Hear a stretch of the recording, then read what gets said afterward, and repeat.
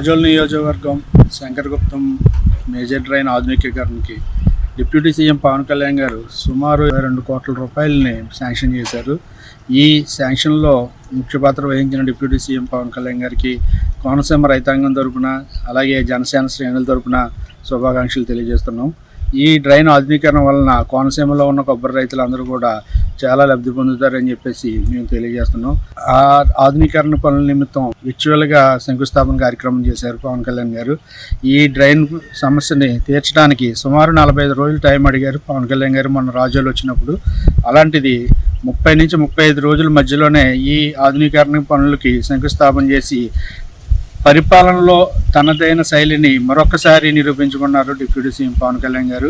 Doctor BR Ambedkar Konaseema జిల్లాలో రాజోలు నియోజకవర్గంలో శంకరగుప్తం గ్రామంలో డ్రైనేజీ నిధుల గురించి పవన్ కళ్యాణ్ గారు మీటింగ్లో చెప్పిన విధంగా 45 రోజుల్లో నిధులు చేస్తానని చెప్పి దాన్ని 34 రోజుల్లో 20 కోట్ల నిధులు రిలీజ్ చేసి శంకరగుప్తం మెయిన్ డ్రైన్కి దాని నుంచి రైతులకి నీరు అందేలా కృషి చేసిన పవన్ కళ్యాణ్ గారికి ప్రత్యేక ధన్యవాదాలు తెలుపుకుంటున్నాను. నేను డాక్టర్ బిఆర్ అంబేద్కర్ కోనసీమ జిల్లా రైతుని.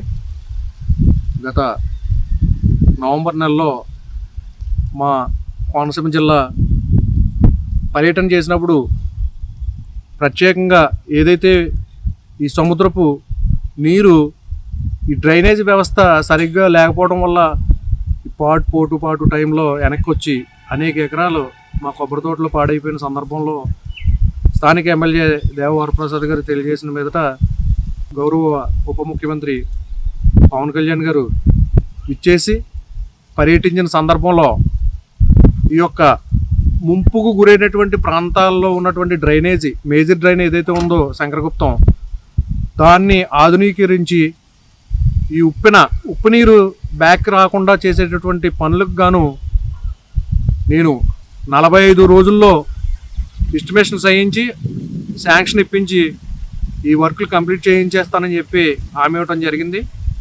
దానికి గాను 20,77,00,000 రూపాయలు ఆయన అన్న టైం కంటే కూడా ఆయన 45 రోజులు అన్నారు కానీ 35 రోజుల్లోనే రిలీజ్ చేయించి వర్చువల్గా శంకుస్థాపన చేయించి ఇవాళ ఇక్కడ ఉన్నటువంటి రైతాంగాన్ని కష్టాలను ఎన్నో సంవత్సరాల నుంచి వేడుకుని ఎన్నో అర్జీలు పెట్టి ఎన్నో ఏళ్ల నుంచి ఈ సమస్య ఉన్నప్పటికీ కూడా ఉప ముఖ్యమంత్రి గారు ఈ విధంగా అక్కడ ఉన్నటువంటి పరిస్థితిని చూసి చెలించిపోయి వెంటనే ఈ కార్యక్రమానికి శంకుస్థాపన వర్చువల్గా చేయటం అనేది చాలా సంతోషకరం. ఈ సందర్భంగా గౌరవ ముఖ్యమంత్రి వర్యులు నారా చంద్రబాబు నాయుడు గారికి ఉప ముఖ్యమంత్రి వర్యులు మన పవన్ కళ్యాణ్ గారికి అదేవిధంగా నీటిపారుదల శాఖ మంత్రి అయినటువంటి నిమ్మల రామానాయుడు గారికి స్థానిక MLA Janasena MLA and Devavaraprasad గారికి మా రైతాంగం తరఫున వారికి మా కృతజ్ఞతలు తెలియజేస్తా ఉన్నాం. ఆంధ్రప్రదేశ్ డిప్యూటీ సీఎం శ్రీ పవన్ కళ్యాణ్ గారు రాజోల్లో ఉన్నటువంటి సమస్య ఏదైతే మలికిపురం మండలంలో ఉన్నటువంటి శంకరగుప్తం డ్రైన్ ఇష్యూని లేవనెత్తారో ఆ తర్వాత దాన్ని నిపుణుల కమిటీని పంపించి పరిశీలన చేయడం, అనంతరం ఆయన నవంబర్ 26వ తారీఖున అక్కడికి వచ్చి స్వయంగా పరిశీలన చేయడం, దాని పరిష్కార మార్గం కోసం వర్చువల్గా 2 రోజుల క్రితం దాన్ని శంకుస్థాపన చేయడం, 20,77,00,000 రూపాయలు నిధులు మంజూరు చేయడం అనేది నిజంగా అలా ఉండాలి. సుపరిపాలన అంటే అలా ఉండాలి. ఏదైతే ఒక సమస్యని తీసుకుని ఆ సమస్యను శాశ్వతంగా పరిష్కారం చేయడానికి సరైన నాయకుడు తీసుకునే నిర్ణయాల్లో అలా ఉంటుంది. ధన్యవాదాలు సార్. అలాగే అక్కడ వేలాది కొబ్బరి చెట్లు పాడైపోయాయి. ఉప్పు నీరు ఎగువకు రావడం వల్ల అక్కడ యొక్క రైతుల యొక్క ఆర్థిక స్థితికి అనుగుణంగా దానికి కూడా పరిష్కారం చూడవలసిందిగా నేను విజ్ఞప్తి చేస్తున్నాను. భవిష్యత్తులో ఏ సమస్య కూడా పర్యావరణ అయితే శ్రీ పవన్ కళ్యాణ్ గారు పార్టీ సిద్ధాంతాల్లో పర్యావరణ పరిరక్షణ అనే ఒక అంశాన్ని తీసుకున్నారు. ఇప్పటి వరకు ఎవరూ అలాంటి అంశాన్ని లేవనెత్తలేదు. ఆ పర్యావరణ పరిరక్షణలో భాగంగా ఈరోజు చేసినటువంటి చర్య చాలా గొప్ప చర్య. ఆయన పరిపాలన ఇలా సుపరిపాలన మరింతకాలం క్షేమంగా కొనసాగాలని కోరుకుంటున్నాను. డిప్యూటీ సీఎం పవన్ కళ్యాణ్ చెప్పారంటే చేస్తారని, ఆయన రావటంతోనే తమకు తెలియని ఆనందం కలిగిందని, అలాంటి తరుణంలో ఇంత వేగంగా 34 రోజుల్లోనే వర్చువల్గా శంకుస్థాపన చేయడం ఎంతో ఆనందంగా ఉందని మరికొంతమంది రైతులు ఆనందాన్ని వ్యక్తం చేస్తున్నారు. రాజోలు రైతుల బాధ్యతలను ఆయన తన భుజాల మీద వేసుకున్నారని, జీవితాంతం పవన్ కళ్యాణ్కి రుణపడి ఉంటామని రైతులు భావోద్వేగానికి గురవుతున్నారు. త్వరగా ఈ పనులు పూర్తి చేసినట్లయితే యథావిధిగా తమ పనులు ప్రారంభించుకుంటామని వారు చెబుతున్నారు. గత నెల 26వ తారీఖున పవన్ కళ్యాణ్ గారు మా సమస్యని గుర్తించి మా ఊరు వచ్చి మాకు మాట ఇవ్వడం జరిగింది. మీ సమస్యకి తక్షణమే పరిష్కారం చూపించే విధంగా నేను త్వరలోనే ఒక మంచి నిర్ణయం తీసుకుంటాను, ఒక 45 రోజుల్లో ఈ సమస్యకి పరిష్కారం చూపిస్తానని తెలియజేయడం జరిగింది. అటువంటిది పవన్ కళ్యాణ్ గారు ఈ సమస్య యొక్క తీవ్రతను గుర్తించి ఇది యుద్ధ ప్రాతిపదికన చేయాల్సిన విషయం అని చెప్పి 45 రోజులు అని చెప్పింది ఒక 30 రోజుల్లోనే దీనికి ఒక పరిష్కారం తీసుకురాగలిగారు. గత ప్రభుత్వంలో మేము ఎంత ఏకరువు పెట్టుకున్నా పట్టించుకున్న నాదుడే లేకపోయాడు. అటువంటిది మా ప్రభుత్వం, మా పవన్ కళ్యాణ్ గారు మా నాయకుడు అయినప్పటికీ మా ఊరు బాగుంటేనే రాజకీయాలు అన్న ఉద్దేశంతో మేము జనవాణికి వెళ్ళడం, అలాగే జనసేన పార్టీ ఆఫీస్ ముందు కూడా నేను నించుని ప్లకార్డ్ పట్టుకుని నించోవడానికి కూడా నేను ఆలోచించలేదు. ఆ విధంగా మా రైతులు మేము అందరం కలిసి ఈ సమస్య మీద పోరాడి మా ఎమ్మెల్యే గారి సహకారంతో పవన్ కళ్యాణ్ గారిని మా గ్రామం తీసుకురాగలిగాం. ఒక మారుమూల గ్రామానికి ఒక డిప్యూటీ సీఎం లాంటి వ్యక్తి రావడం అనేది చాలా అరుదు. ఆయన ప్రజానాయకుడు, ప్రజా సమస్యలను గుర్తించే వ్యక్తి, అలాగే రైతు పక్షపాతి అవడం వల్లనే ఇది సాధ్యపడింది. ఈ విధంగా మా గ్రామ రైతులందరికీ పునర్జీవాన్ని ఇచ్చిన పవన్ కళ్యాణ్ గారికి మేము మా జీవితాంతం రుణపడి ఉంటాం.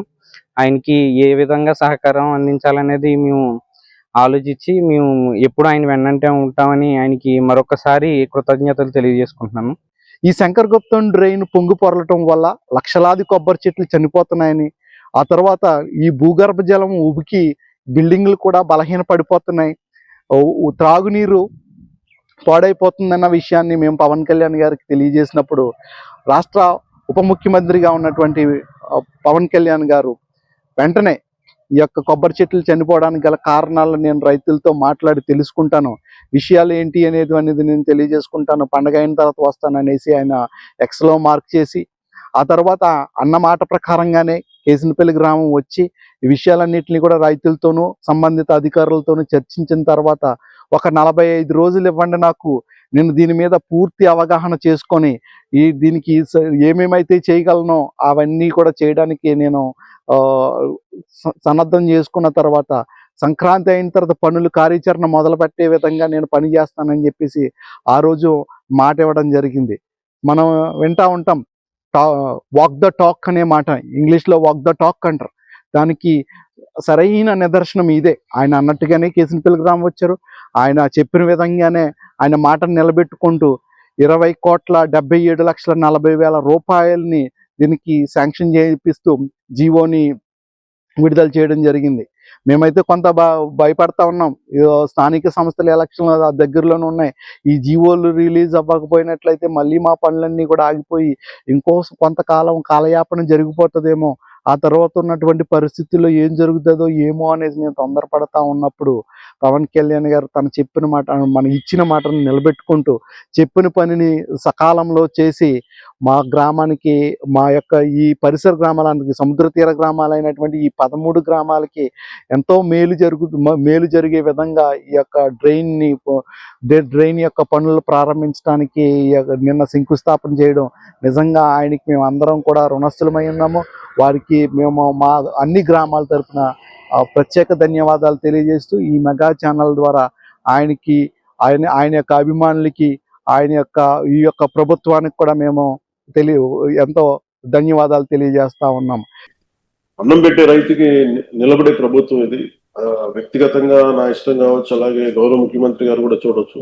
ఎన్ని ప్రాజెక్ట్స్ ఉన్నాయి, రేపు పోలవరం ప్రాజెక్ట్ రాబోతుందంటే ఇది రైతు కన్నీరు పెట్టని రాష్ట్రం అవ్వాలనేది ముఖ్యమంత్రి గారి ఆకాంక్ష.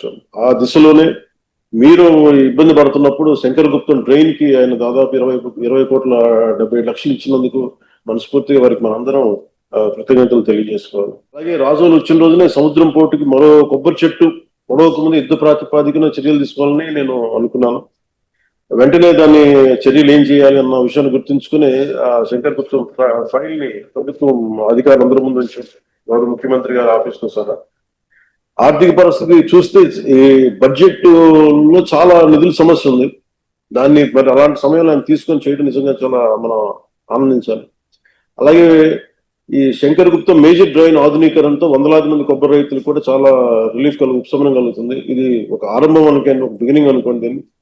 అలాగే ఉమ్మడి తూర్పుగోదావరి జిల్లాలో డ్రైన్లు పంట కాలంలో ఆధునీకరణకు సుమారు 4,000 కోట్ల రూపాయలు అవసరమని గత పర్యటన అధికారులు చెప్పారు. కలెక్టర్ గారు కూడా ప్రత్యేకంగా దాన్ని ప్రస్తావించారు. కోనసీమ ప్రాంతంలో డ్రైన్లపై నీటిపారుదల శాఖ నిపుణులు ఆ రోజు కూడా అడిగింది. బీసీ రోసే గారి రిపోర్ట్ పైన ఏంటో దాని గురించి కూడా అధ్యయనం జరుగుతూ ఉంది.